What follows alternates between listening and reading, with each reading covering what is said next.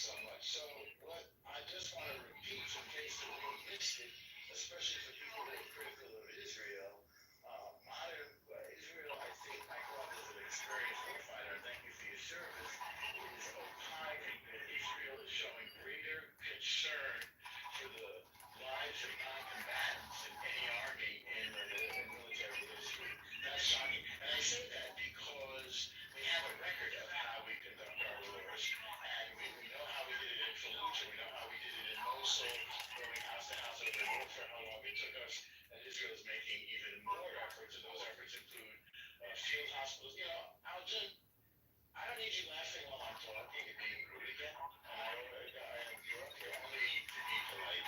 So if anything, you disagree with anything back that I'm saying, please feel free to disagree, but don't be rude.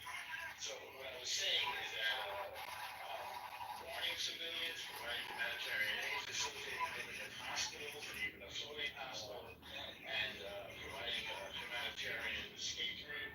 So I think Israel's doing everything humanly possible, and they made this case to the International Criminal Court that polluted, excuse my French, excuse my language, charge that South Africa, of all places, gave up. And I think this is why the International Court of Justice rejected its appeal for a ceasefire. So not even they believe that Israel should have a ceasefire. Now, Algin, I think you have an alternative perspective. Please feel free to offer it. And then we'll do Agent and then Daniel. I'm gonna ask you, Al, as you were talking, I was laughing, I had to laugh, because when you talked, I had kind of feeling that you live in different reality. So you and I are living in different reality. People in Gaza and Israel are living in different reality because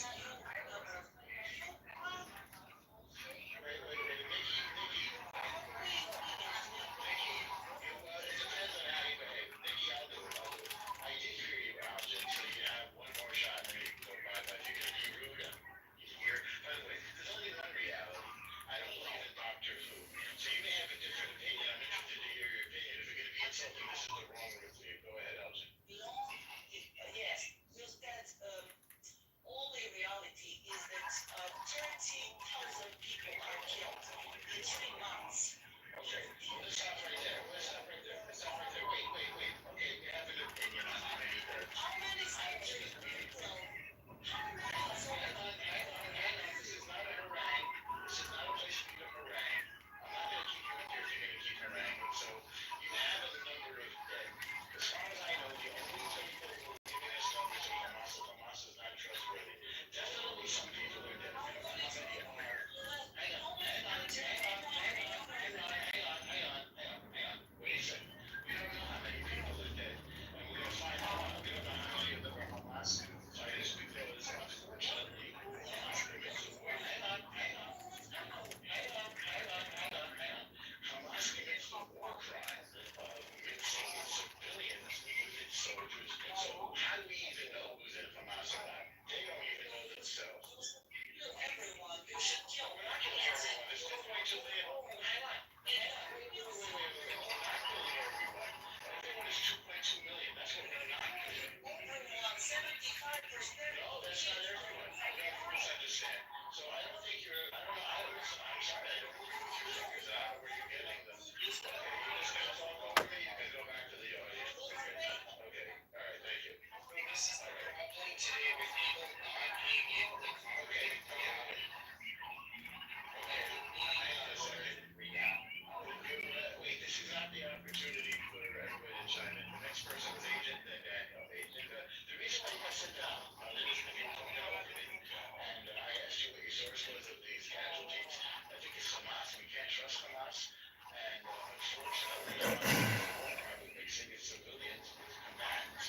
So they do this purposely at the expense of their own people. Agent, what did you want to say? Go ahead. Thanks, Marco. Thanks for letting me speak in the room. My question, I wanted to ask a little clarity related to the news stories about this hospital, but I was just curious why didn't he just in a hospital bed, as someone described, he's injured or like, why wasn't it done as an arrest, or was it done as an arrest?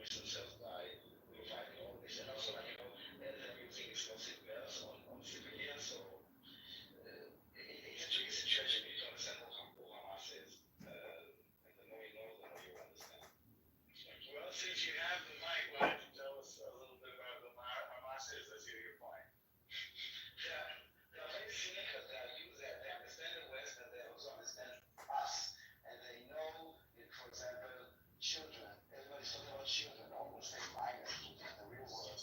No, using children like over 5 years old. No, if you look at the numbers of the ages, you talk about minors, military age, and they are using children on purpose because this is what will bring to the West.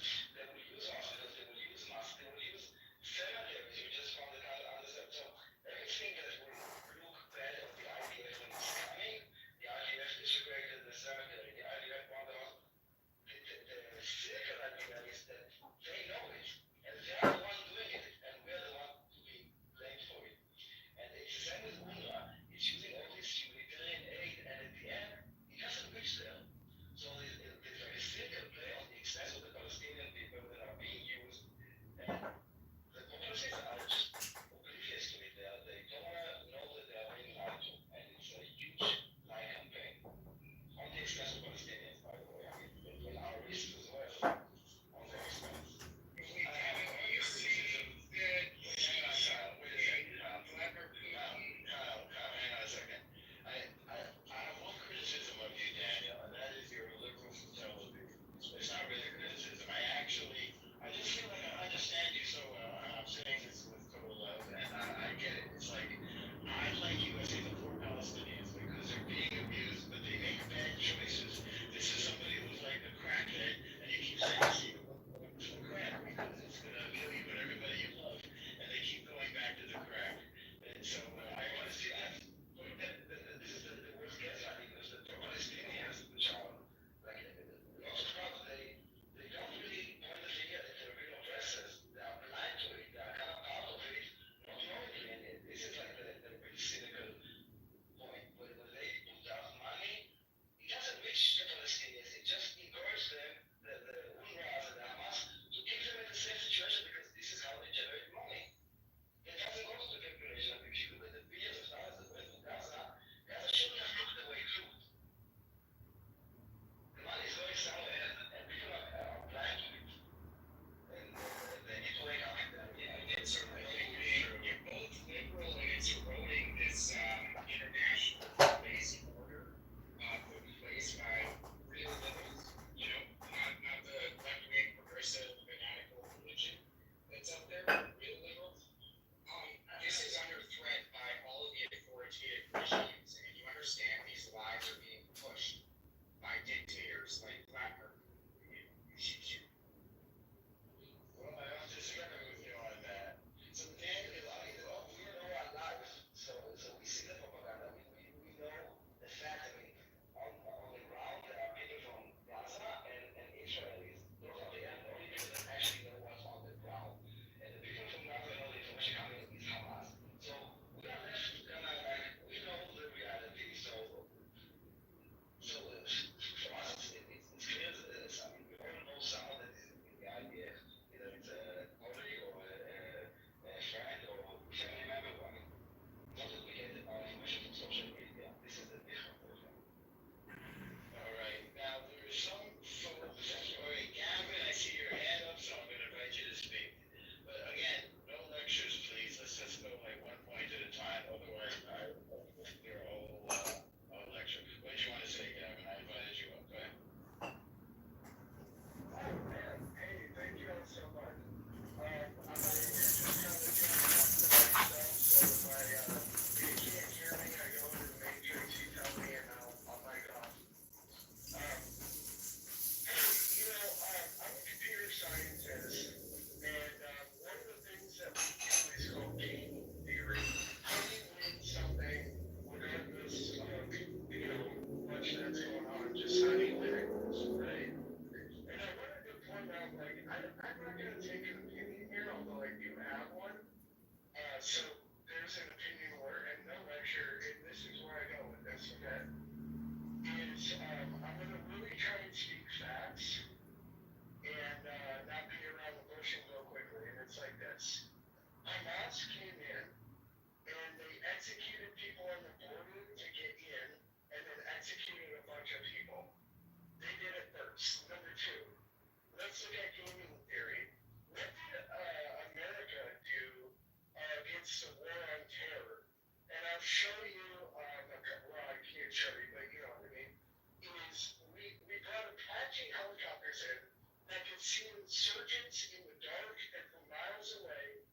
surrendered to drones because the attack was ruthless. And I don't want to say that it worked, but the London tunnel bombings have kind of stopped, and the terrorist attacks have really died down. And I'm not saying anything that proves positive. I'm dropping a couple facts here. And so when Hamas comes in and does that, and then by the way, I'll drop the last fact. I had 3 points. This is the last one. Is that when Hamas is in the hospital, which is like you can't bomb hospitals, and then they go in and they find caches of weapons. These are absolute, undeniable facts. When they're using children and hospitals as their refuge, it's sort of like that crack addict argument. Like, it's not that I want to send you to jail, dude, but you're doing stuff that you shouldn't be doing. And I think that sometimes, and this is my last opinion word, I'm out, sometimes ruthlessness is the only answer to ruthless.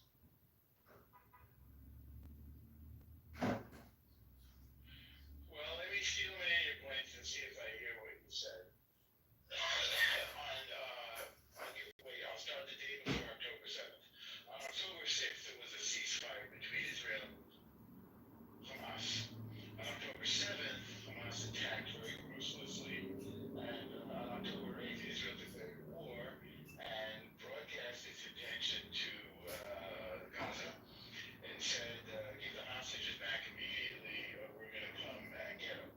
And they gave Hamas 2 weeks, and Hamas didn't give back the hostages, and so Israel went in and started to take down Gaza in a way that preserved its own life and the life of the citizens to the extent possible. And this is a ruthless response. And I think you're even suggesting that we could have been a little bit more ruthless. And Mike Robb made the same suggestion before, that if it was any other country, the scale of ruthlessness would have been up to 11 rather than whatever Israel's is, which was like, I think, 7 or 8. Is that, I put it in my own words, not really what you said, but that's my takeaway. Is that fairly accurate, Gavin? I can roll with that. Let's go. All right, let's go. All right, so now, Tabelli wants to share his dissenting opinion. So Tabelli, I'm going to just make a couple of requests. Number one, I'm not going to have Jews or Israel or America or me or women or anybody be insulted. That's numero uno. Number two, please make one point at a time so we can actually discuss it rather than some sort of a speech. Okay? Go. No, thank you for bringing me up again. It's been like half an hour, This time maybe there's about usually right, but that's okay. Okay, let's stop right there. Wait, let's stop right there. You made a point. Okay, hang on. So you said maybe 60 Palestinians didn't get babies died. According to who? Or did you just make that up? According to the United Nations. Right now there's 60 Palestinians dead? Wait,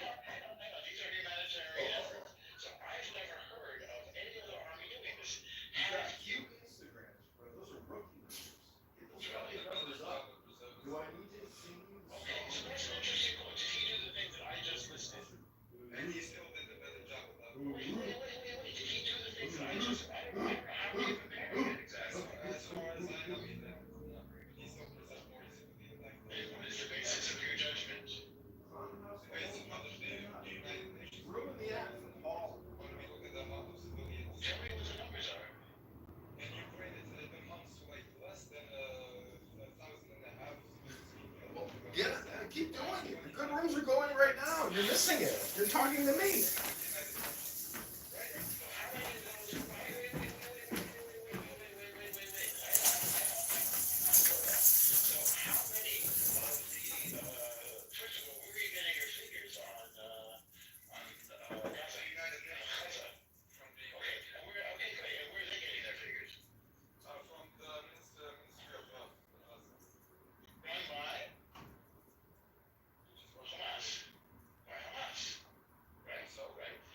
So therefore, Hamas is unreliable. That they're terrorists and they're liars. So we really can't take their figures. This is an amazing point. Thank you. You know what? Thank you. You know what? This is an amazing point. Yes. Thank you. Tell me. Yes, I want to hear. Because if that is the case, then neither Yeah. do we accept the Israelis. Do you know why? I accept them. I'm making no figures. Wait. Okay. Listen, I make no figures. Okay. So we don't know. Let me elaborate. No, I agree with you. We don't know how many to get. I totally agree. So stop saying it. If you don't know, I don't know either. You can't throw like shit on Hamas for like being like general of the Europe. Okay, I'm not throwing shit on them. Listen. Hang on. I'm not throwing shit on them. We're making war. They said they're going to kill Jews. We said, no, you're not. That's the story. That's what I gotta ask. Let me ask this question to you. Yeah. Let me ask this question. What did Hamas think was going to happen on October 8th? That's what I don't understand. Did you sit around and say, we want to attack Exactly. everyone sit around and be like, oh, well, that's just bullshit. I think that they just like, this happened. Wait. My point is, as I said earlier, if you pick someone, a person who you know is bigger than you, or a bully, whatever you want to call it, don't be mad when they hit you back. Now, if Hamas was going to stand up, let me finish. If Hamas was stand up ass kickers like they talk about, then they would have been waiting at the fucking gate when the Israelis showed up and said, this what we got for you. But oh no, they ran and hide in fucking holes like rats and didn't want to fight a stand up fight. So if you want to fight a stand up fight against a superior force, then you're going to get your ass beat. And you know why they did this? The people who aren't intelligent or compassionate can come up here and say the same sort of shit because they were just manipulated. They planned for this reaction to be excessive. Okay, can I Because you get your ass beat. That's what I do. okay, can I Let me respond. Okay, that's actually the very opposite. And do you know why? It's because every time the Israeli army encounters Hamas on like ground combat, they get smoked. Even the Israeli general said it's like fighting ghosts. Okay, let's address your point. Okay, now, Mike Rob said, what did Hamas and the Gazans expect when they committed their second Holocaust atrocities on October 7th? And the honest answer is they knew Israel would come in and kick their living butts, which is what Israel is doing. And then Mike Rob said, well, if they were legitimate, then they would stand there at the front of Gaza and not allow their citizens to be killed and not hide among their citizens, which, by the way, is not happening in Ukraine, and not commit the war crime of using children as human shields. And they would try, but they're not doing that. They're hiding in tunnels underground, and they have hostages there. So Israel is saying, okay, give us back the hostages, or we're going to smash you. And that's what they're doing. Israel is smashing them.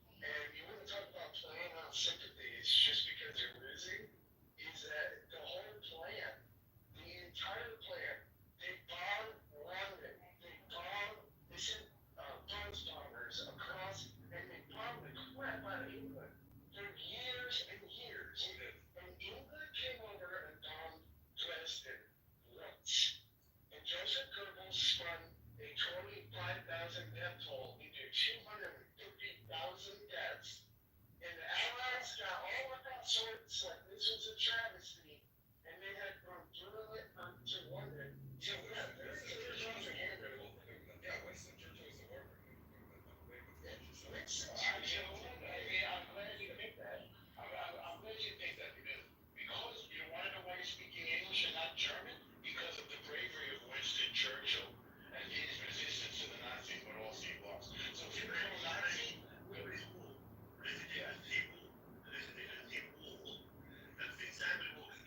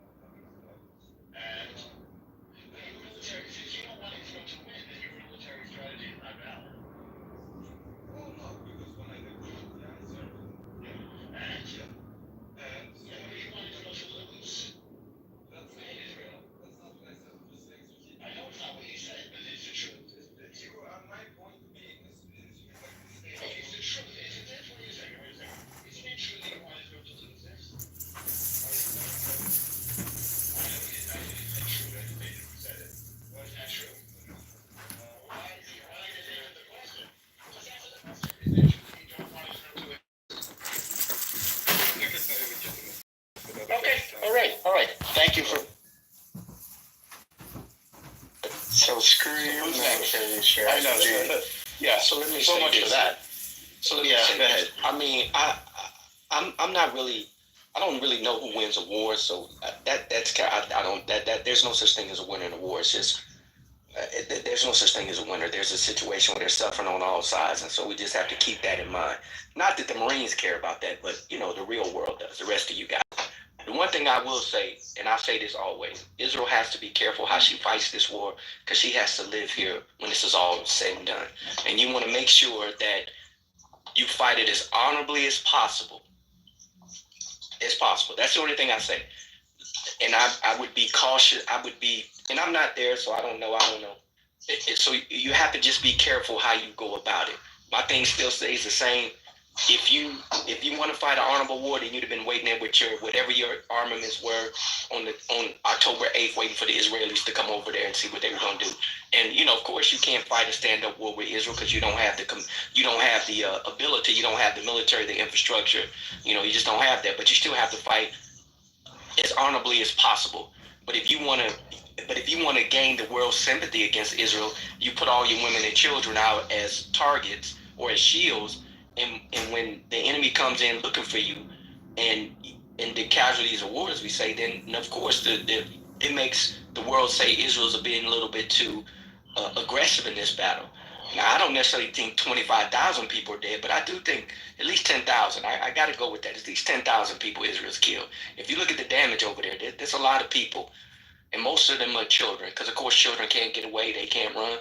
Mothers are not going to leave their children, so it's just a nightmare over there. And I think I think America's getting to the point where we're going to have to force Israel to end this war as quickly as possible. I know Israel may not agree with that, but Biden is going into an election and he can't afford this. And he's going to say, look, Israel, we're going to give you a couple more months. Benjamin Netanyahu, if you can't get this done, we're going to have to force you to stop. And America can force, and I want people to be clear, America can force Israel to stop fighting this war.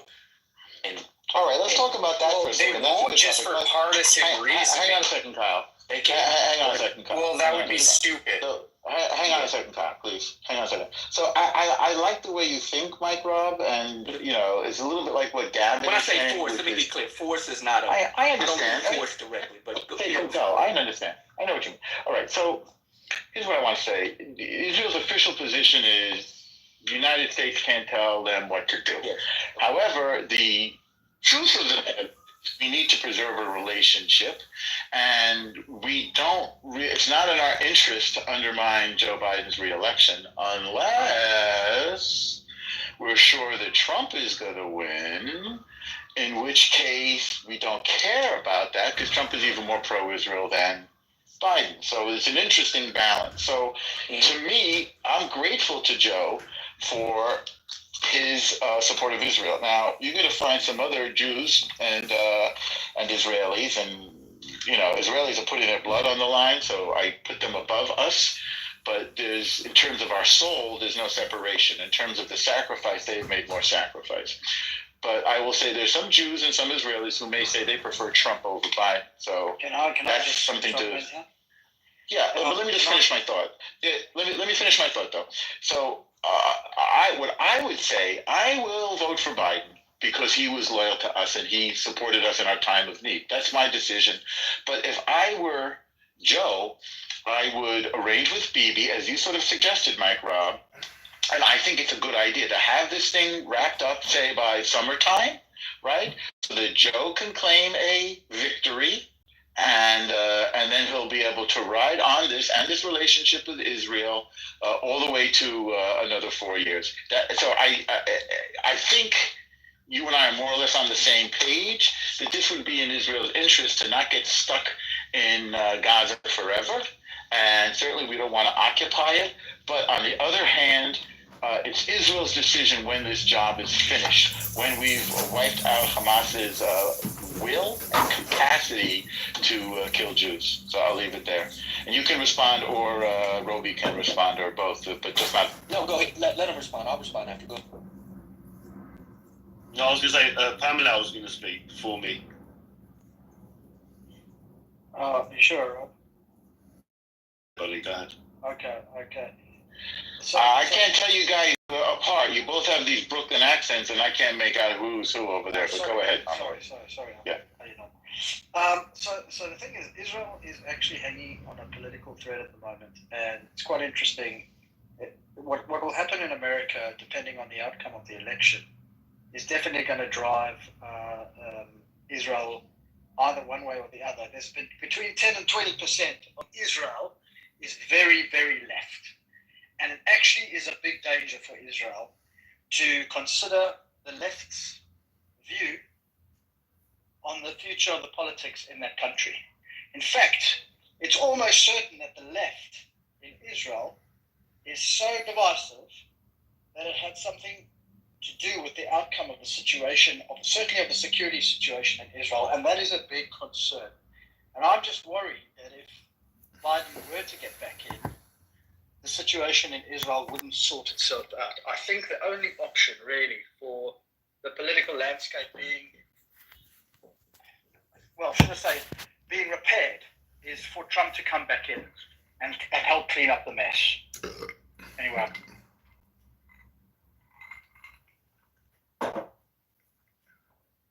Was it something I said?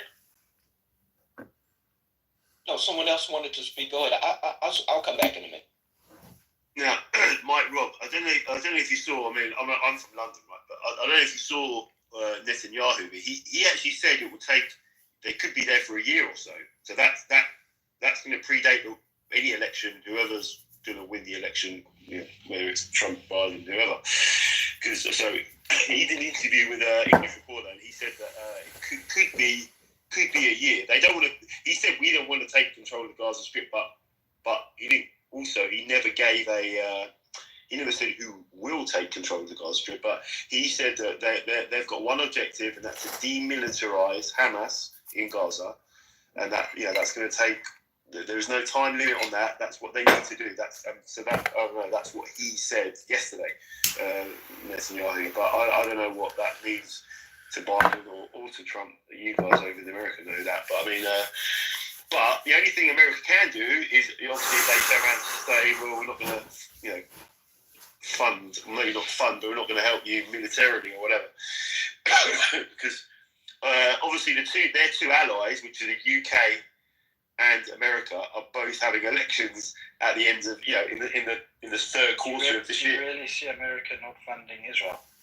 Do you really see that happening? No, of course not. No, of course not. But both. Like you said, the left of both sides of the, the left of the UK would are not pro-Israel, should we say? So that not that Keir Starmer, who's the opposition leader at the moment, he's backed Israel, but he's going to have a lot of pressure if he was to come.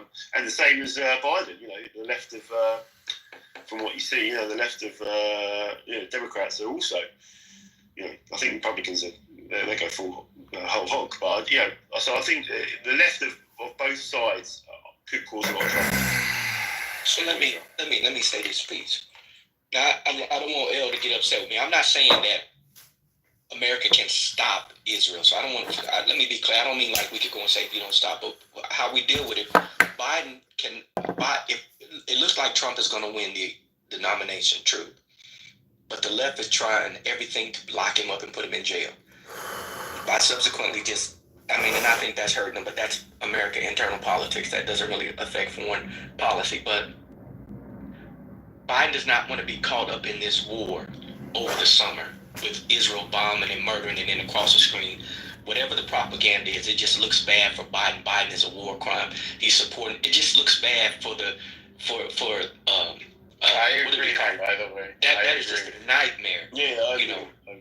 That's a nightmare for me. He cannot afford that. So I'm not saying he can afford. And even though Bibi has said, listen, we're going to stay the course. Every person says that. No one's going to come out and say, yeah, we're going to leave. Because then Hamas would just hide in the tunnels and never, they just wait until. No, so he's going to tell them he's going to fight to the bitter end and we're going to get rid of. Of course you do that. That's political strategy. But he understands that Biden is not going to allow Benjamin Netanyahu to lose him the presidency. He's not going to allow that because he wants to be president. And he will do whatever it takes to stop Israel. And when I say stop, I mean reduce funding, stop sending them supplies, stop giving them command and control support, support. He won't openly do it. Never. Absolutely. He'll support him wholeheartedly.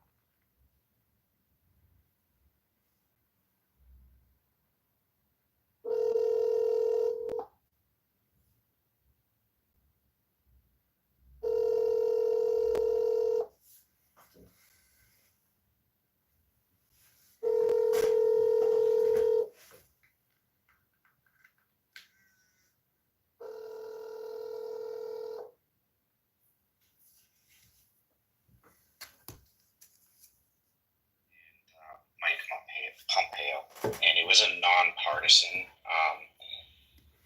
event, and both sides are actually very, very much aligned now, finally, about the threat of the authoritarian regimes. And Biden, as much as I'm sure he would like to protect his political job, I'm sure that both sides are actually looking at this threat now as a serious threat. Blinken said the Middle East hasn't been this dangerous since like 1973. So I understand what you're saying about this left-right politics bullshit, but people who are not playing this political game at home are actually more concerned about the cause and effect of the next 2 years and how that impacts the nation. I'm not going to, Kyle, you're absolutely right. I'm not arguing that point. But remember, believe it or not, and we can argue this point, but the Palestinians, Hamas is winning the PR war in America. That's just, I mean, it's just, I mean, the way this, well, maybe not, but in America, it's a nightmare where, I mean, I just, how is a group that committed openly, you know, and let's be clear, Israel and Hamas have been fighting skirmishes, and it doesn't really last more than, this is the longest it's lasted. They fought back and forth and had their little skirmishes, and a few people get killed, they take maybe a hostage, they give them back, whatever. But this is the first time that it's really just kind of, it's just turning into something that no one had anticipated. Maybe somebody smarter than me, but I thought they maybe, the way they came out and killed, I knew it was going to be a nightmare. Hamas has never, in my recent history, done anything of this sort. Now they've done a little cross-border shooting and maybe a kill somebody, whatever. That's what it is. You're over there, it's a hotspot. You're just dealing with it. But this just takes it to another level. So my point is, and as the way they did it, they got so much sympathy here in America. I don't even know where the fuck this came from, but they did TikTok. Yeah, TikTok. No, but it's TikTok. This is what was talked about in the committee today. Yeah. They got It's all like how the Democrats were caught sleeping on TikTok and all of this tech and how it impacts. That's right. And so, Mike, let me listen to media. Sorry, let me tell you why I think that you're making a big dumb calculation error.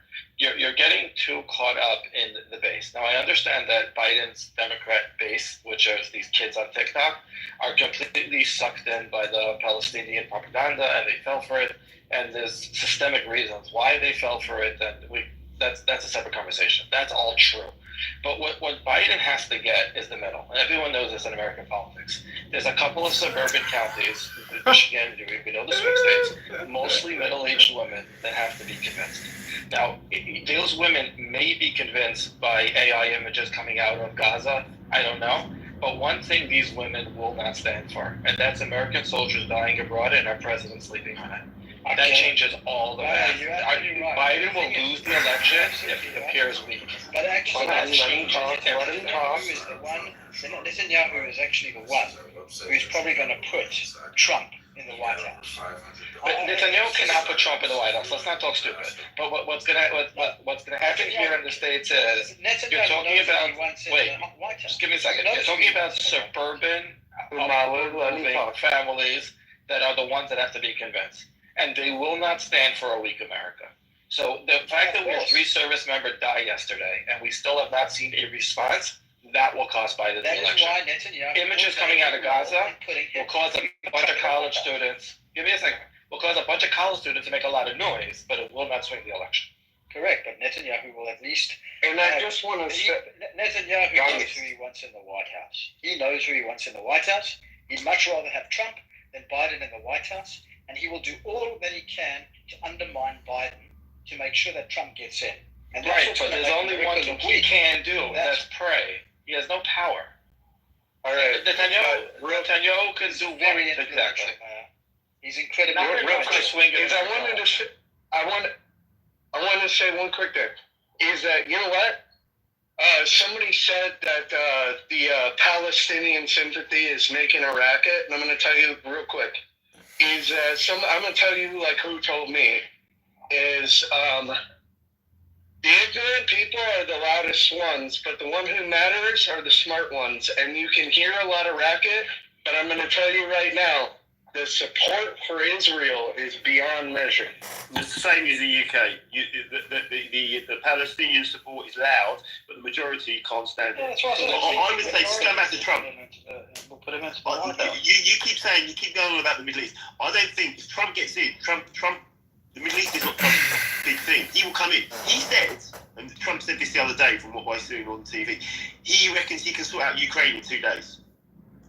Because Putin is way more...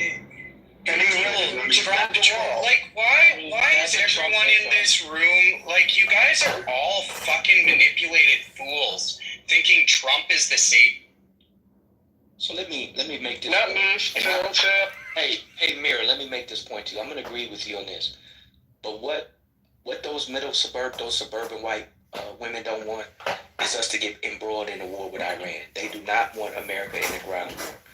And that's why I'm saying, under Biden, if we don't stop this war, it could rage out of control and force America's hand. Because if Iran opens up a war with Israel, we are forced. We have to go. But that's what I'm. Listen. Let me finish this piece. Let me finish this piece. And I agree with you. I'm not arguing. You are absolutely right. But that suburban mom does not want her grandchildren, because her son was just in Iraq for 20 years. Her children.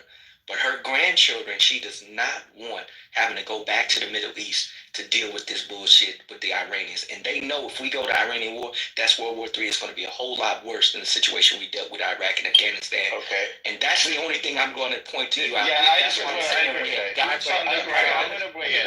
I agree. Boots on the ground. I'm going to weigh in for a second. Wait, I'm muting everybody. I'm going to weigh in for a second. That would be very nice, Mike Rob, and I'd like to have this thing wrapped up by June so that Biden can claim this as a win.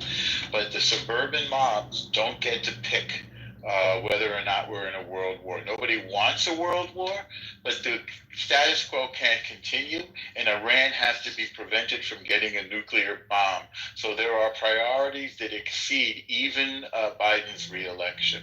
And those priorities include the safety and security of the world, not just of Israel. All right, go ahead, Mayor. Yeah, and these priorities are being also, just quickly, Meyer, maintained by other left-wing politicians such as Canada and Biden. They both rid UNRWA of the funding, right? I mean, that might not have sit well with the left-wingers, but it's still something that they did. I just wanted to bring attention. Yeah, Mike Rob, I agree with you 100%. If America puts boots on the ground, that'll be very bad for Biden. I'm talking about a bombing campaign. I'm talking about a serious response. I'm talking about full-throated support to get rid of all proxies in the Middle East, Hezbollah and Hamas included, and actually doing something about the Houthis and not bombing empty buildings. Boots on the ground will cost Biden, but if he does not flex the power of the American military, and we allow us to get picked off here and there, and now that there are 3 dead service members, it's a much, much bigger problem for his re-election campaign. Real quick, we heard some prophecy, Biden this, Trump that, World War this, that, boots on the ground, what will happen. These are all kind of prophecy, if I just pick a word. And I wanted to spread a little fact on the peanut butter there. Nothing, no opinions is, well, no, hold on. Let me just go here. I'm going to say an opinion just to land the whole plane. Is that there's no way this kicks off World War III, trust me.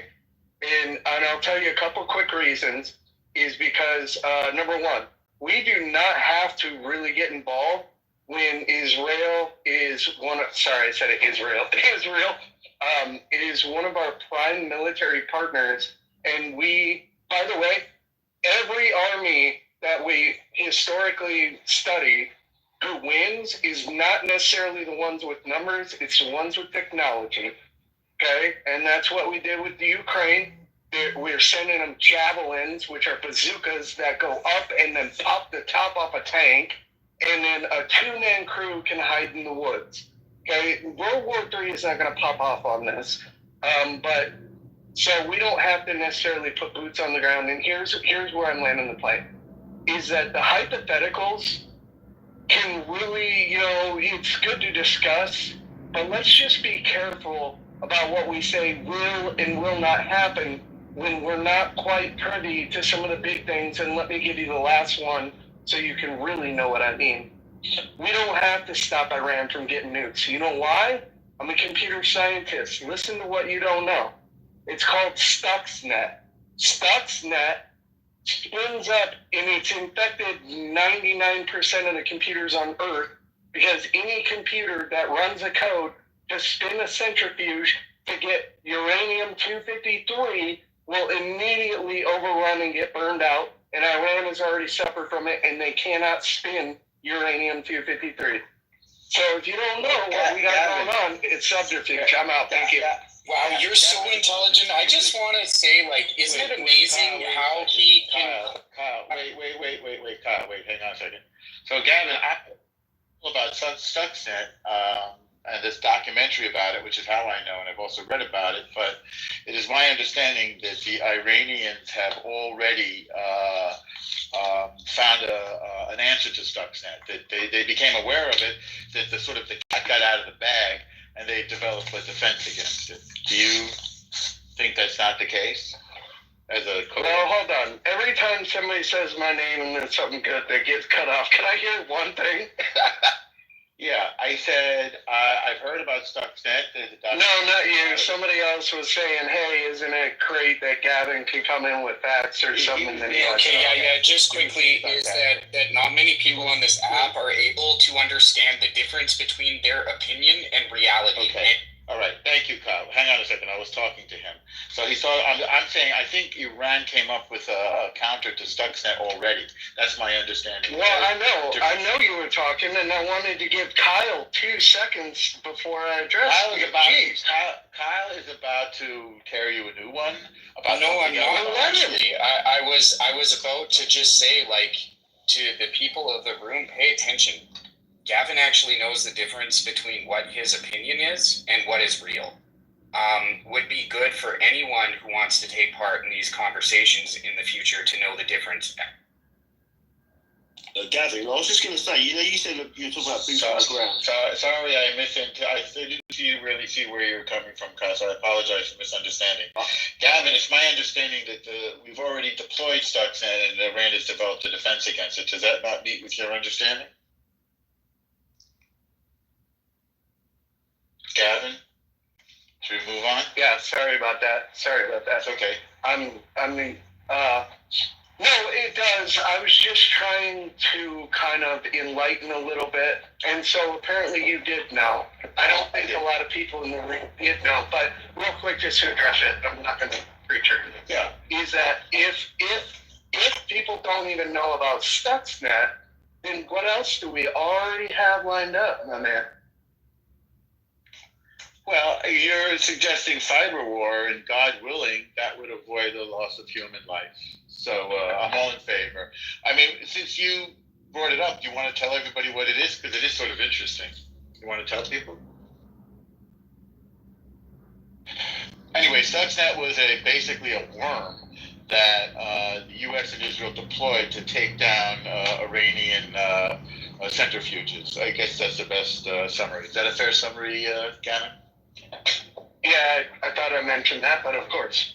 Yeah. Well, I don't know. You may have. I just want to just repeat it just in case people hadn't heard of it before. All right, Kyle, did you want to go? Go ahead. Actually, more people came into the room. I just thank Gavin so much for his clarity between his opinion and what it. Well, that's very important. When I was a lad, people used to joke around and say, what is reality? And now nobody even asks that question anymore because nobody has a clue what anybody means when they say reality. So this is why you have, people think that they see a TikTok video and they think they know how many people have passed away, God rest their souls, in Gaza. And that's just silly. So let's see, do we have any new folks on the stage? How about somebody named Smile? You want to go for it, Smile? Hi everyone. Hi, Smile. So I don't know, to be honest. I hope you're gonna make me smile. That's all I can say. I hope your name is true. I don't think so. Yeah. Okay. What I see is the role of Iran is very weak in this war because we cannot see that Iran is really interested to do something.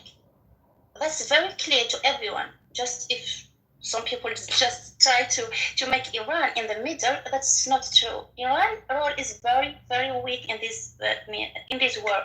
The war in reality is between Hamas. It's not between Hamas and Israel, and we can say even America. I cannot say it directly. It has no direct goal or something. By the way, America is the principal option here. Why? I can say this later. So the option now is between Hamas and Israel. The goal of Israel to enter the ground of Gaza was to eradicate Hamas, according to what they say, and to free the hostages. Till now, over 3 months, Israel unable to fulfill any of its goal. Why? All right. Okay. So thank you, Smile. Hang on, we're just going to go one at a time. Appreciate your thoughts. So this is, I think, a fair appraisal. Iran sponsors terrorist proxies all over the Middle East. Houthis, Boko Haram, Al-Shabaab, Hamas, Hezbollah. Iran controls Iraq. Iran controls Lebanon with Hezbollah. Iran controls Syria. And Iran controls much of Yemen. So that's a problem. So I think your appraisal is a little bit too optimistic regarding Iran, number one. Number two, Israel's mission is to destroy Hamas's ability and will to kill Jews, its capacity and its will to kill Jews, and to get the hostages back. So I think this war is going far better than anybody could have possibly have expected. It's going more quickly than anybody could have expected. It's a big challenge to take out the tunnels because they're dangerous and they're booby-trapped, as we all know. This is what Hamas wanted. Hamas wanted to destabilize Israel and to ruin the Saudi-American Israeli peace and cooperation deal by drawing Israel into a morass, urban warfare, and endless war. And I think Israel's military might is surprising the whole world because they're conducting this war efficiently with maximum morale and maximum warfighting capacity. So I guess I disagree with your appraisal. Again, the hostages presumably are being controlled by Hamas. I think they probably lost control. If they want the war to end, they could release the hostages. They don't want the war to end, or they're too pride to allow the war to end. So we're in the situation that we're in now, which is taking out Hamas. So that's my appraisal. And thank you for sharing. Who wants to go next? Anybody in the audience? I'm going to look in the audience. Unfortunately, you could not answer my question. I didn't hear a question. I can barely understand what you're saying. You did not, unfortunately. What you said is completely no proof to it. Wait. No, there's tons of proof to it. But what exactly? I don't want to just go, you're wrong and I'm right and you're wrong. No. What statement would you like to make, please? And what question? You said I didn't answer your question. What's your question? Yeah, because you didn't hear my question. That's why. Normally you hear the question. Understanding your way of speaking. To be honest with you. I said. Okay, I will repeat my question. Even this, I think, just okay. I said. For a group as Hamas, an unarmed group, it's not like official military group. It's not official military. All right, I have to dispute you there. Hamas is not unarmed. Hamas is far from unarmed. Hamas has about 600 kilometers of terror tunnels. Inside it has missile batteries. It's been showering Israel with rockets for years. So those are arms. It gets the arms from Iran. Hamas is shooting and killing Jews. So doing it with you're not on mute, unfortunately. You have me on speaker, so it's going to feed back. So when I talk, you have to mute up. So Hamas is not unarmed. What's your next point? I used a wrong word. I wanted to say an official military army. That's what I wanted to say.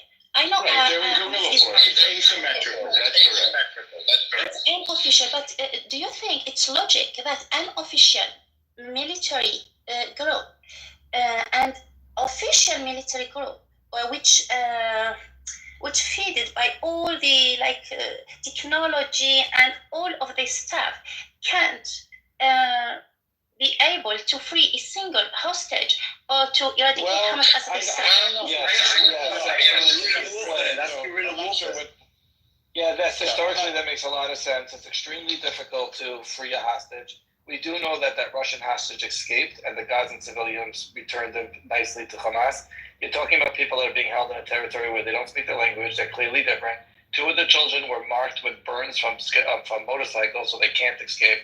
The chances of a hostage escaping on day 3 is extremely low. After being starved and tortured till now, then yes, did you tell me the last POW that escaped? It's extremely rare. So that makes 100% shit. It's kind of like saying, how can a drug cartel take a hostage if the U.S. military has nukes? That's a stupid question. Of course they can. Smile, I got a quick question. Smile. Have we talked before?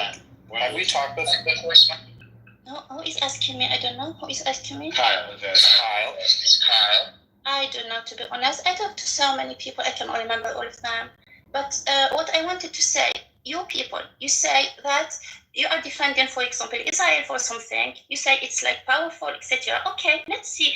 My question was, after 3 months of war, Israel was not able to fulfill a single goal. Okay, all right. Linguistic. Hang on, I'm going to take the question. I'm going to take the question. Don't mention me this. Yeah. Only one person at a time. I have the mic now. So, Smile, it seems to me you're a woman. Am I correct that you're a woman? Are you a man? Yes, I'm a man. Are you a woman? So then, okay, I am a woman. Okay, great. Now, Hamas committed the most unspeakable rape, and you got to mute because you have me on speaker, and it feeds back. So Hamas committed some of the most unspeakable rapes and mutilations in human history, at least in human recorded history. And I won't lie, it seems like you're on their side. So as a woman, don't you feel a little bit disgusted by taking the side of the rapists? Don't you feel a bit of a conflict there? Do you have any proof of what you claim? I have a ton of proof, yes. A ton of proof. Can you show us the proof? No, I'm not going to show us the proof. Please mute. If I may, real quick. Well, I'm going to answer this question. Hang on, Gavin. Wait, Gavin. So, independent investigators went and collected semen. Do you know what semen is, Smile? Smile? Do you know what semen is? Sorry? Do you know what semen is? Semen? With I E-M-E. don't know. Okay, that's what comes out of a man to make a baby. Okay, so independent investigators, went around and they collected semen samples from dead women who'd been shot in the head and mutilated. And they took accounts of eyewitnesses, and they also used videos that Hamas in their infinite wisdom recorded of them performing atrocities. Independent, not Israeli, independent investigators. And their conclusion is that Hamas uses rape as a weapon of war. Are you okay with that? Which investigation? What's your proof about this? Sorry, don't mute me. Okay, you didn't hear? You didn't hear everything I said? Okay, so go back to the audience, and you can listen some more and learn how to hear. Because I can't have a conversation with somebody Just go and look on Al Jazeera TV. It's nothing that you can't go and see on their own television. Yeah, it's on Al Jazeera. Arabic television. It's been widely reported. If you don't get nothing, you don't get it. I can't. Go ahead. Who's So the to next? Smile and Jabeli, I don't typically side with Hamas, but you guys really shouldn't take away the glory from them. You people want Jews to die. They kill Jews, and I don't know why you keep denying their success. Because they want to manipulate people. Like, that's why I asked who Smile was, because if it's the same person that I recognize the voice of, she's very much getting her PhD in linguistics. And people who have their PhDs in linguistics can actually, manipulate people quite effectively. There's a paper called Linguistic Manipulation, Definition and Types. Dr. Akapova Asya, Department of English Language of Humanitarian Faculties from Russia. Interesting. She's a colleague of Muriel Tiv, who is a linguistics professor and scientist, and I'm very familiar with what you're. Wait, you guys detected some weird manipulative thing that she was just doing that I missed? Well, the reason why I asked who, if it was, because I recognized the voice. I spent a long time with this person in some rooms talking about empathy and language. And it's interesting because if that person's changed their names and then playing games, they're getting their PhD in linguistics. She had I didn't Smile detect for a any long game. time. She's from Al Jazeera. I don't know if you're talking about the same person. She very openly thinks that Jews are terrible people. You could ask her about it. You could clear her up. She'll tell you very clearly. Her English is not great. She's very sweet, very calm, very nice speaking, and just hates Jews. And she loves rapists, apparently. I mean, I work for a woman. No, she denies rapists. Well, I mean, it's not really deniable. Parties that are not particularly sympathetic to Israel investigated this and determined that Hamas is using rape as a weapon of war. You believe it, like the New York Times is not pro-Israel, I can tell you. The Guardian is not pro-Israel. So a number of independent news sources and investigators found 100% that these rapes happened, and like I said, they gathered genetic material. It's 100% certain that Hamas is using rape as a weapon of war, and I'm shocked to hear a woman who is not repelled by this to their very shoes, to their very toes. How can you not take a stand against rape? I think this is a moral failure. And since they've sworn to commit genocide, I think it's also a moral failure to not take a stand against the genocide that Hamas has vowed to inflict upon the Jews. I think that's a moral failure. That's my judgment. Who wants to go next? Like killing innocent Gazans is horrific, right? And killing innocent Israelis is also horrific. And if she doesn't feel the same, then I think that she should ask herself why that is. Because to reiterate the whole debate, under no circumstances there's justification for, as we all know, the murder, kidnapping, raping of innocent people. And if a woman can't see that, then that's a major problem. I don't understand how she can. As a woman, it doesn't matter if it's a Jew or a non-Jew or Muslim. For someone to get raped, as we all, that has happened legitimately, 100%. And for the people to say no, it hasn't happened, or it's mind-boggling. Sad, maybe. I don't know. Is Smile still here? She may have gotten frustrated, and I don't blame her. If I were in her position. If I were in her position, I'd be frustrated too, because you create a moral conflict inside of yourself when you are a woman or a man. I mean, I have a mother. I have friends who are women.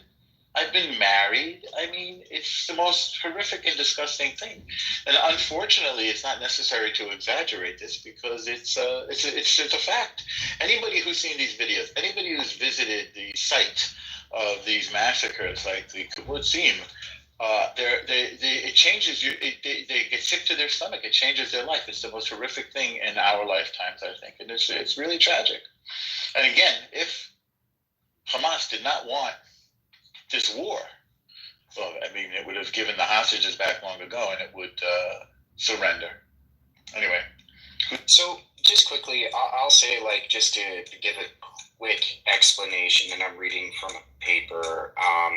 When we use language orally or in writing, our main purpose is to convey some sort of message to other people. The message may be, for example, informative or inquiring. It may also be persuasive, attempting to influence the receiver implicitly or explicitly towards a desired attitude or behavior. And this is something that very smart people do. Use, and definitely people who have learned to get really good at debate and teach debate, and also talk about it on Clubhouse, and then utilize these sort of methods in order to encapsulate the minds of whoever's listening, much like the judge of a debate. So, like in debate itself, the judges typically in America are not gauging for the truth. They're not judging based upon what is true or real. They're basing it upon how influential was the debater.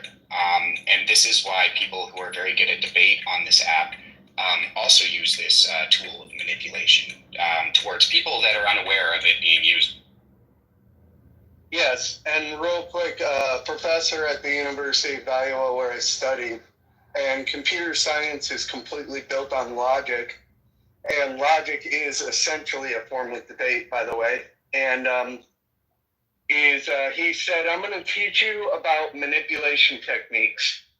Here on out, you will never, ever be manipulated by them, but you can also use them. Just know this. If you use them on somebody smart enough as you who knows what they are, you're only going to piss them off.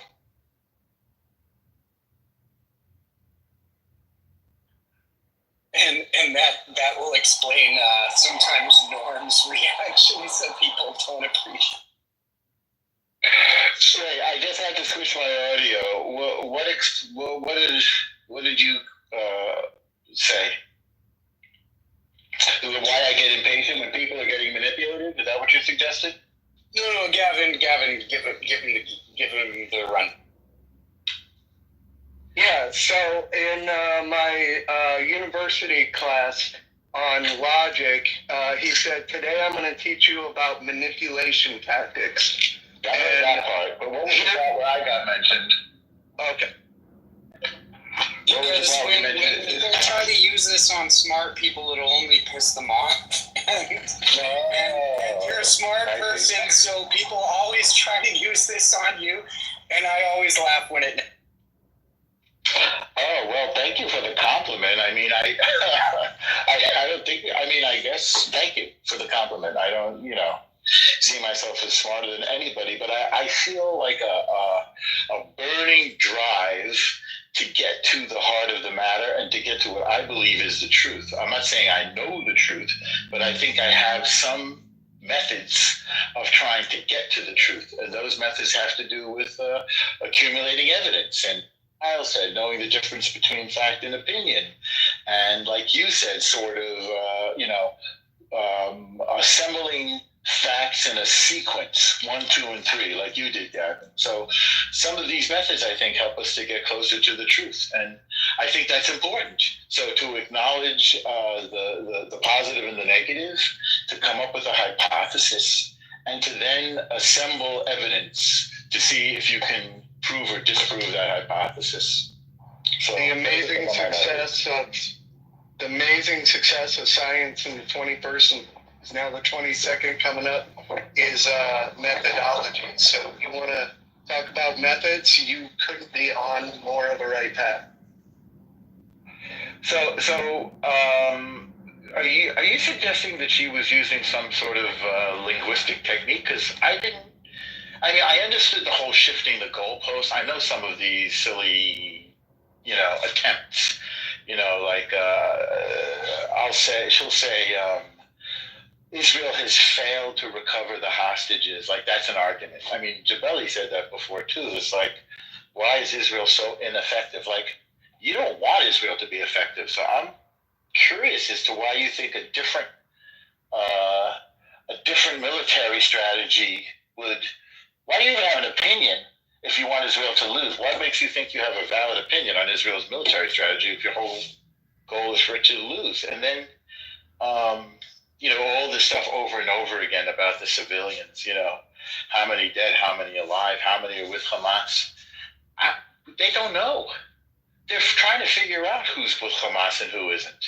And Israel's doing this the best way it can with the least loss of life to civilians and to its own soldiers. So if anybody has a better suggestion, that'll be great. By the way, there's been a conference, a talk about ceasefire, peace talks, and all this stuff. It's been going on with Israel. The Qataris,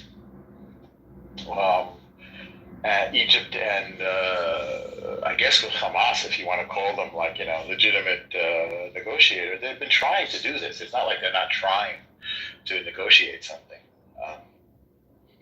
So presumably it's going forward, I want to leave you with this quote then. Is Nishi was in an interview, and he's a very smart guy, don't have to agree with everything, but this quote lands at home. He was then asked, what do you care about stupid people? And the implication is, if you're so smart, then why do you care about stupid people? And he says, stupid people, these people have power.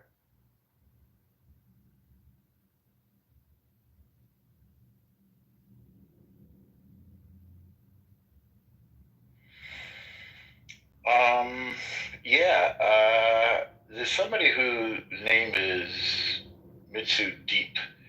I don't know what that's supposed to mean. And let me know if you can't hear me.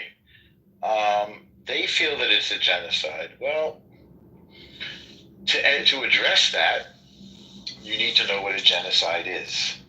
And that definition is available to anybody. I'll paraphrase it roughly. A targeted campaign against the population with the intent of destroying all or part of that population. That's a genocide. Like most crimes, it's based on intent. Mens rea. So without the intent, it is war. Not all war is genocide. So if you give me numbers, that doesn't mean it is or it isn't a genocide. It means this is what the enemy is saying is going on. So the enemy is begging for mercy while it is promising to continue to kill Jews. So that's not a very promising strategy, I think, from the point of view of Hamas. To claim that they're going to keep killing Jews and to say, but you've killed too many of us. Like, why would Israel stop? It's, I would say they have a dysfunctional strategy. And I also think they did not expect Israel to hit back this hard. And I think if you can hate Bibi or you can love Bibi, but I think he's, by the way, there was a huge failure on October 7th, obviously, of intelligence. But given that, and try to figure out whose fault it is, because we don't know, I think Bibi's doing an amazing job at prosecuting this war. And I think our boys and women are doing an amazing job. I think they're brave, and I'll forever be grateful to them. So if there's any Israelis in the room, and of course other Jews, thank you. Thank you. That's all I can say.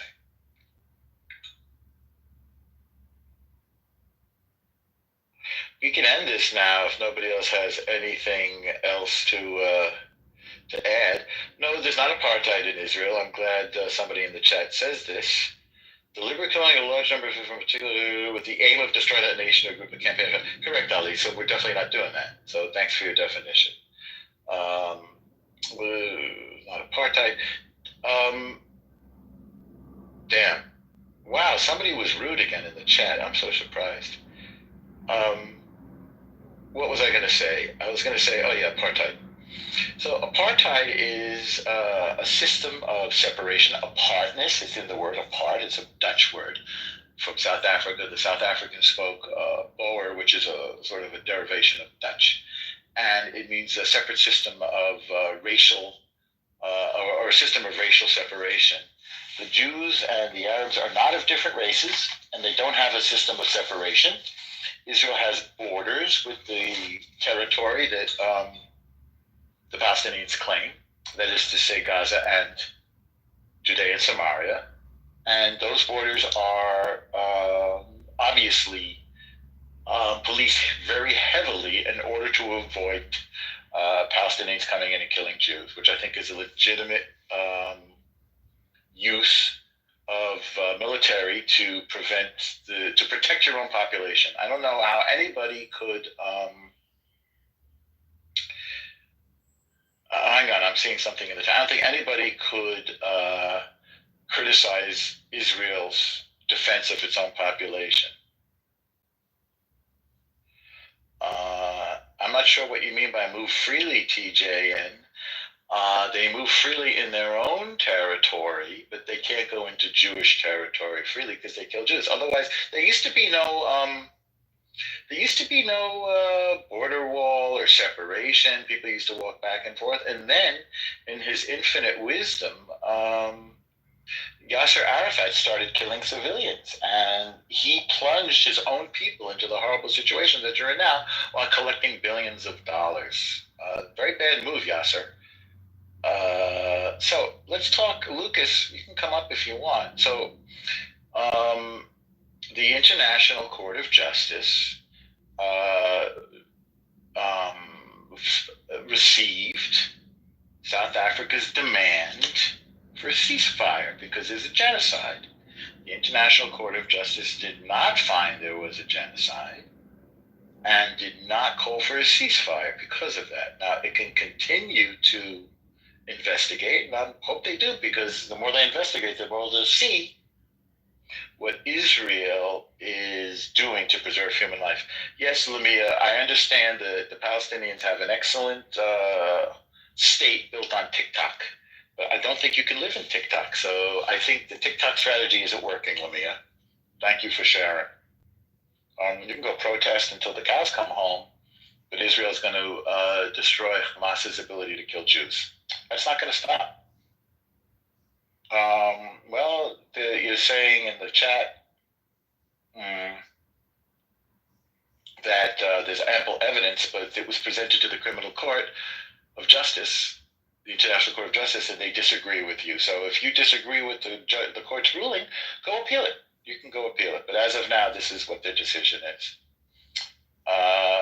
Well, yes, there's an allegation of genocide, but no determination of genocide. Yeah, the Court of Justice said don't commit genocide. Israel agrees with that. It has no interest in committing genocide. I can't keep, I don't know who's losing their land. I'm going to turn off the chat because it's just going forever.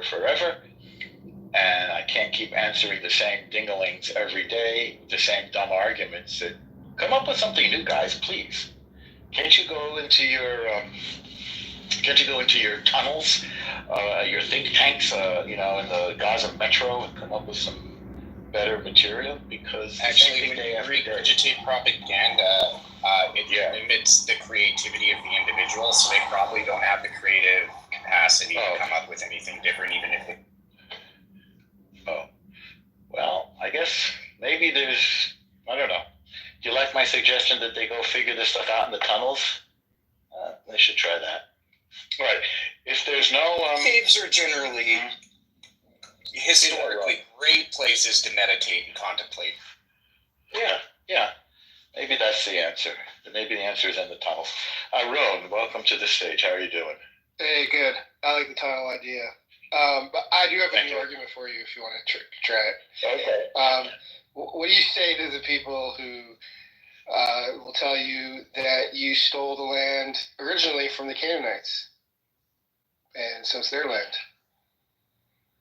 Well, I don't know. The Canaanites haven't been around for 2,000 years, so I don't know who's making the Canaanite case, but there are Canaanites. You have to deal with What's that? You can't just say they don't exist. It's just, I'm a Canaanite. Okay, that's what you Well, said. let's see. We're the Jews. Okay. We're here for 2,000 years. It's still us. Okay, I hear you. For land. So, Okay. so Why now can't Canaanites here say it's been 2,000 years? Okay, so hang on. So I said the Canaanites aren't around. So if you think they are around, then I guess they need to establish themselves as a Canaanite. But to the best of my knowledge and the knowledge of anthropologists, there hasn't been a Canaanite in a couple of millennia. So it's a very weird argument. Okay, but then all you're doing is just denying. If someone comes in and says, "I am a Canaanite," these are there's people on Clubhouse who say that. So then we have to examine that and see if they're telling the truth or not, right? Okay, well, someone could do the same thing to the Jews and say, "Oh yes, absolutely could." You're not the real Jew, it's someone else. Okay. Yes, they have that. You're on the same page again. Oh, okay. No. Wait, hang on a second. You're going in circles and you're going to spin yourself like a top. So you said there's such a thing as a Canaanite, and I said there haven't been Canaanites for 2 millennia. Then you said, okay, so if you are making some claim, number one, you have to establish standing. I don't know if you've heard this term, standing. In other words, you have the right to make this claim. So again, I don't know if it's a valid claim or not, but number one, you have to establish standing. And as I pointed out a moment ago, if I say I'm a Martian and I claim all of Mars, that don't make it so. Now, if you want to challenge the identity of the Jews, you can.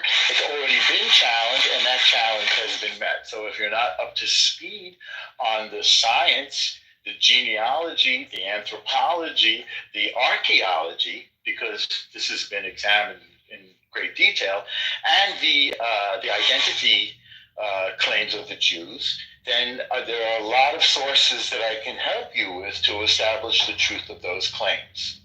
Capiche? Aaron? Aaron? Yeah, that's fine. Get it? Okay. Thank you. Cool. I'm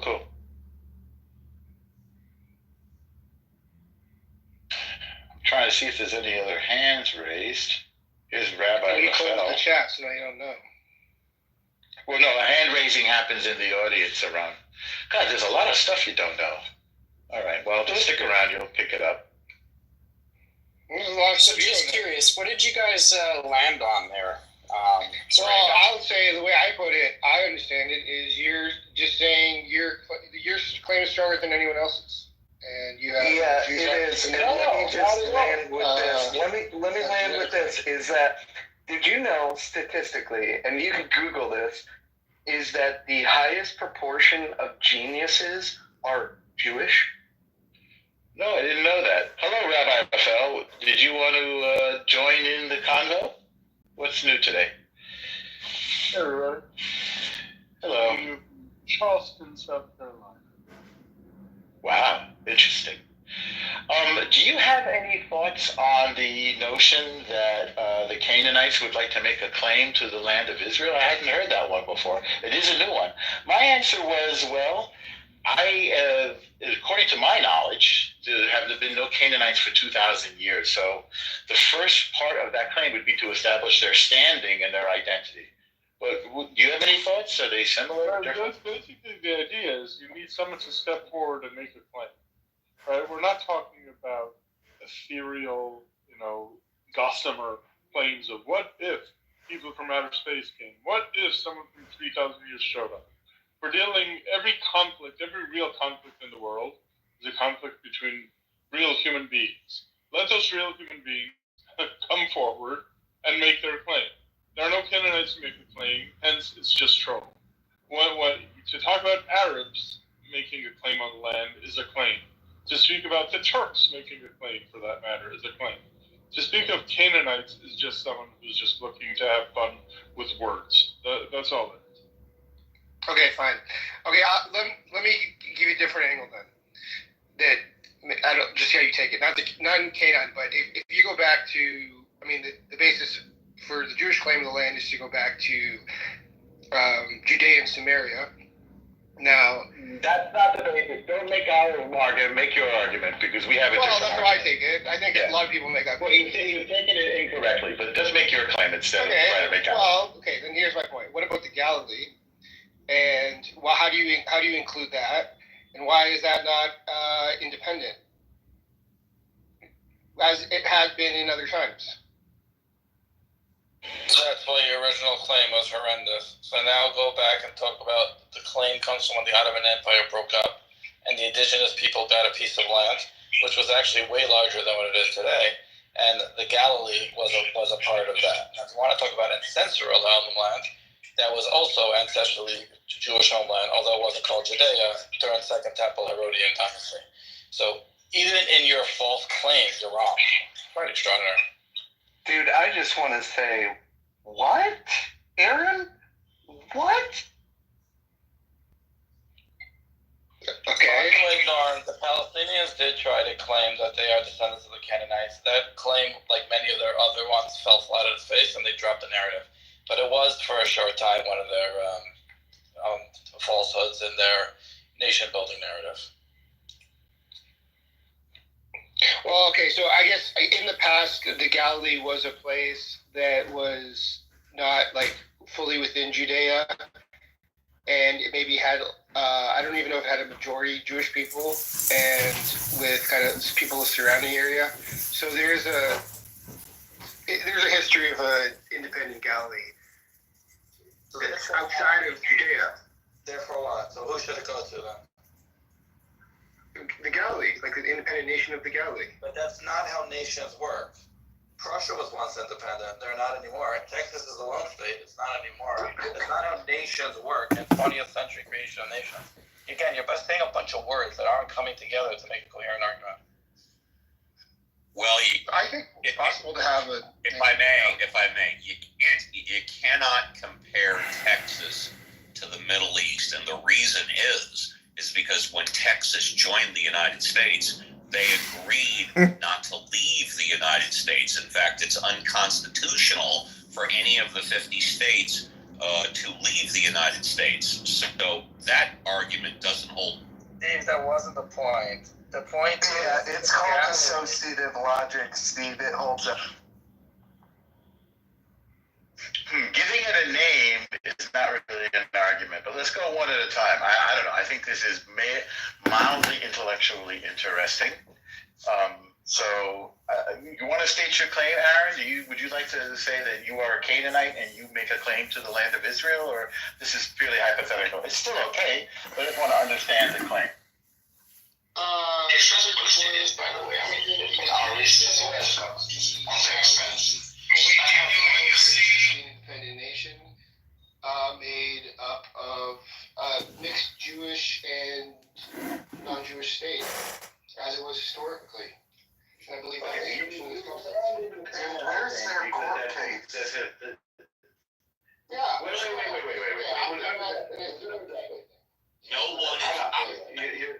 No one's stopping them from establishing their own independent state, just not on the geographical boundaries of Israel. Okay, well, I guess my question is on what basis is Israel's boundaries in the Galilee, when in the past, if we're going to use the nation of Judea to establish the boundaries of Judea and with the Galilee? Hold on. You were asked to make your point and not make us make our point. Let's see you make your point. I would say that the best, most logical, as well as best evidence would be World War II and the War of 1967.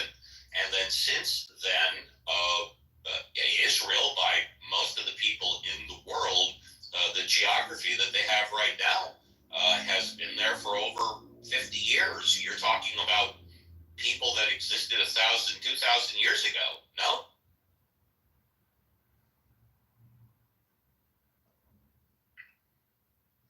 Okay, well, I am talking about, the way it was thousands of years ago. I feel that's justified in this case because a lot of Israel justifies its existence because of the way the land was thousands of years ago. But he keeps circling around, I can't let him troll y'all. Is that he keeps making you defend his point by defending you on a point he makes, while really the only point he's made is some Canaanite, and there's no Canaanite to bring. So he keeps making you circle his logic, and I can't let him do that. Why can't you step into my logic? And just to be clear, I wasn't Canaanite. Because you have to have a lot of Galilee. Because we need a premise as the national history. Because Aaron, you need a basic premise of where you're coming from. What do you think considers any country's boundaries in the 21st century? What do I think of the country's boundaries? Any country's boundaries. Like, why is it considered an international wrong that Russia stepped into Ukraine's boundaries? Under Peter the Great, that was part of Russia. So where are you starting your clock? Well, I understand we have nations now. I'm suggesting that a better boundary would be to have a nation in the Galilee. And who will get the Galilee? Huh? And if you make an independent state of the Galilee, who would that state belong to? The people of the Galilee. But the people of the Galilee aren't asking for independence. So where is this even coming from? Well, no, not really. There's no movement to the Galilee for independence. So where are you coming from? This is just hypothetical, I think. That's my point. It doesn't make any sense. You're going back to 2,000 years, and you're saying that it wasn't called Judea, and therefore they should get their own state. Who are they? You're not making any sense. So he's being biblical here, and I think he's just trying to bring up the point about the Canaanites. Other than that, I have no, and I've been distracted, I will grant you that, but I'm actually kind of interested as to what your point really is. Jumping to the second temple is not even biblical. He's passed by. Well, I guess I'm coming up with a creative solution here. What? What's the problem you're trying to solve? Well, okay, on the table right now. Peace in the Middle East. That's right. Yeah, peace in the Middle East. So you think that the Galilee being a separate state will bring peace in the Middle East? Then the Iran will be like, okay, we like Jews now? Yeah. Okay. Because it would give a second nation. Right now, the whole thing is we always say, oh, Israel's the only Jewish nation. So everyone's kind of sick of hearing that. Okay? But, you keep on saying it because it's true. But what if there was a second Jewish nation, but it wasn't as Jewish? It was like it used to be. You want to make a second Jewish nation so that Jews can't say this. To come be American, because right now you're in Singapore. Well, same thing. If you are a Jew, then there's a process to re-enter the community or the people. And I will support that. Yeah. And give. Yeah, so it's not a religion, just so you know, Aaron. So that's your answer, and we're guided by, and that's our constitution. And I will support that in the fact that I believe in God the Father, the Holy Spirit, and the Son. And Jews, I don't think believe that. You can correct me if I'm wrong, but I don't think I'm wrong. And so there's a slight difference there. And that difference is part of, are we the Federated American States or are we Canada?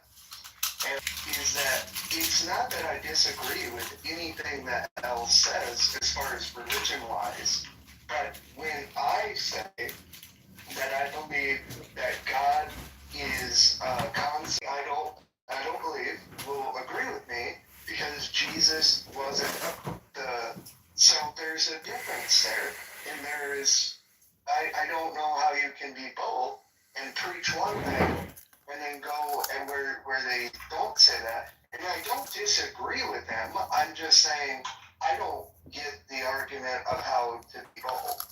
So I want to respond to Gavin. I 2,000,000% support and cherish and embrace your connection to God. Okay? And as far as I'm concerned, the only difference is the only difference is we might call him by a different name, and we might try to connect with him in different ways because we're human and we're not perfect.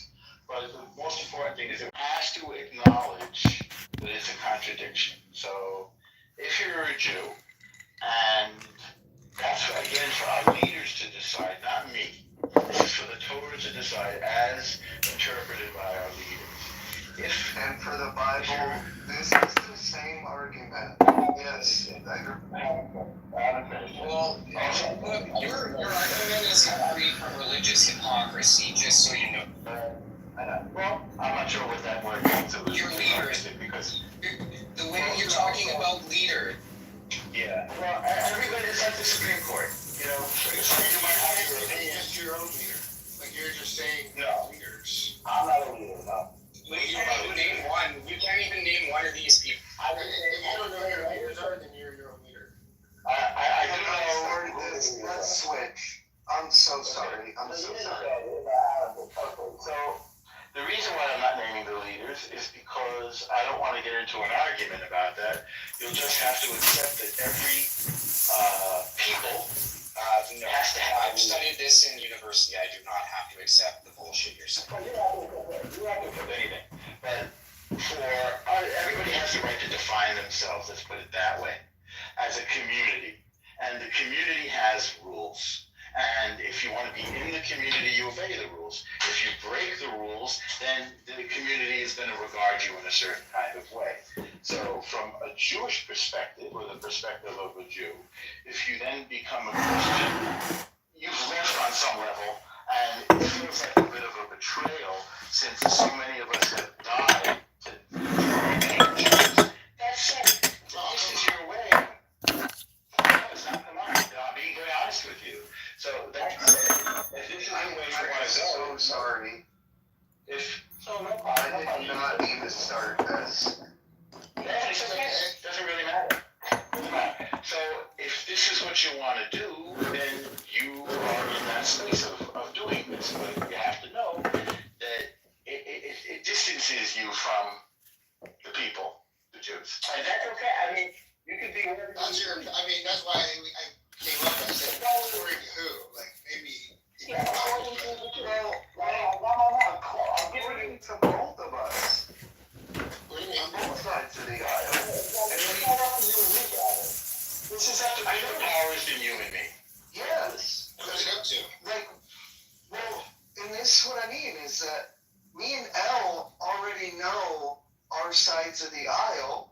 And I'm on both sides. I know both your sides. Well, I know, and I think I kind of want to understand how that can happen because Elle knows his side, and I support and love his side, and I know he supports and loves my side, but we are not in the same synagogue because I go to church. And he doesn't go to church, he goes to synagogue. I can go to a synagogue. I know that's, hold on. I know that's semantics of words, but these words are actually semantic.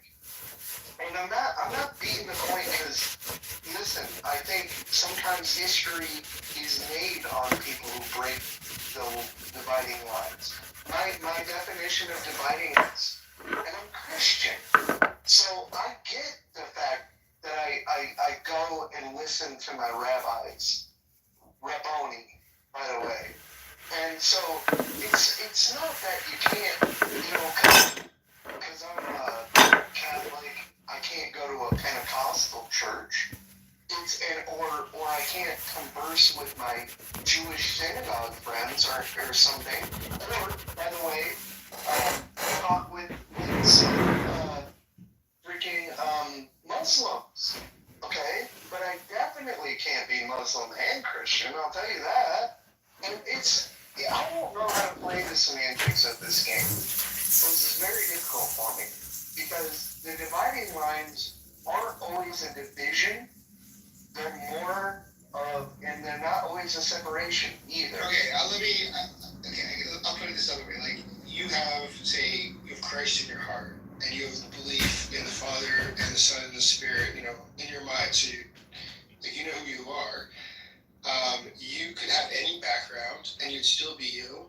You could go into a mosque, you could go to Mecca and walk around the black stone and kiss the black stone and talk with other Muslims, but you still have the thing. You're not allowed to do that unless you're a Muslim. Muslim, by the way. Exactly. Just because someone, just No. that's why I asked who your leaders are.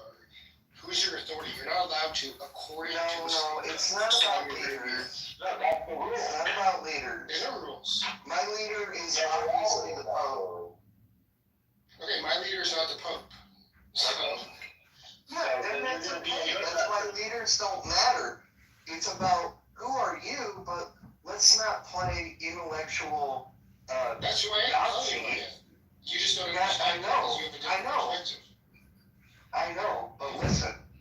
Many people have fought and died and argued and already come up with some you don't have to reinvent. I don't want this to drag on. I think it's halfway fruitless, and I don't know how we got turned this way. I think it's been beneficial to It's a curiosity. I accept that, and I understand it's difficult. Thank you. It is a curiosity. Yeah, and that's fine. Yeah. I don't mind explaining it to you, and I accept that people have their perspectives. They can hear it and still not agree. That's fine. It's just people's views. One person, then you're a country of one person. That doesn't mean you belong to all countries. It just means that you've decided that you don't agree with the rules of the countries. But the countries exist, and the rules exist. But if I'm a citizen, Yeah, you're a citizen of, Israel, okay, or I'm a citizen. therefore, You live in Israel? Yeah. I don't know if you live in that. Yeah, okay. So So I'm a what's citizen. the point about that? What? And?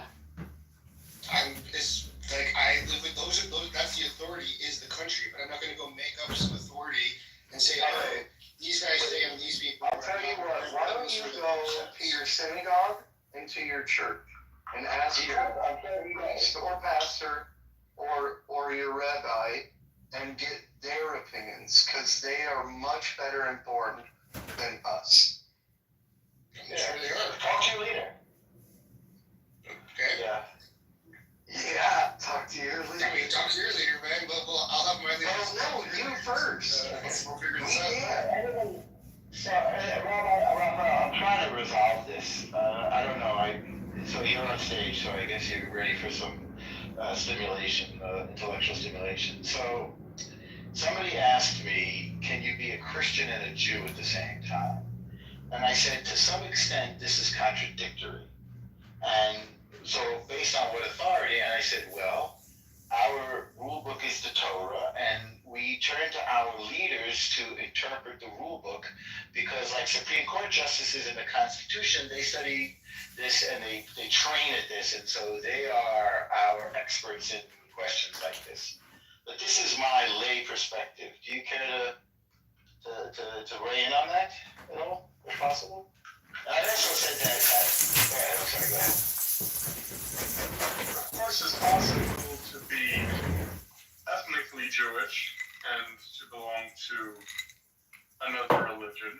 However, the way that Jews have treated this issue, as well as Christians have treated this issue for the last 1,700 years or so, give or take, is that a person who has formally become Christian is no longer a member in good standing of the Jewish community. However, such person is still Jewish, and therefore, if they would choose to repent, would be welcome back with open arms. Yeah, I can accept that. There you go. Yeah, I accept that. It's true. There's the message from our fearless leader. Yeah. Thank you, Raphael. Thank you, Rabbi. It's Rabbi Raphael.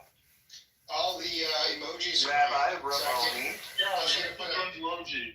I was gonna put 100 emojis. Smile, Can't but find it. they're gone for some reason, or I can't pass. Yeah, me too. I can't do emojis right now. They're trying to chat off you. I'll turn it back on. For some reason, it's. Oh. My PTR. That doesn't work either? Yeah, the emojis are the one when you turn on the chat, which I just did. That's the emoji I wanted for you.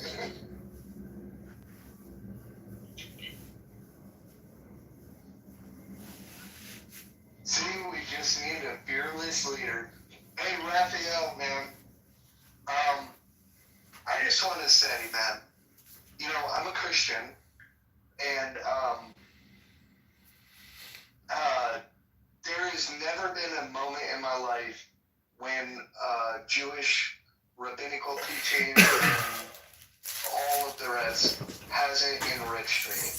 And I just love to agree so much. All right. Anyway, sorry, I am on vacation of sorts, so I just grabbed a moment or two when I can. All of the family is elsewhere, so that's why my presence has been spotty. Very nice. Is it warm? It's warmer than it is up north, yeah. It's not summer weather where I am. It is, what's the temperature? Like 60, so that's nice. Windy 60, but I'm enjoying it. Very nice, very nice. So I missed a lot of the conversation. It looked very interesting earlier, but I was, like I said, otherwise occupied. So that's why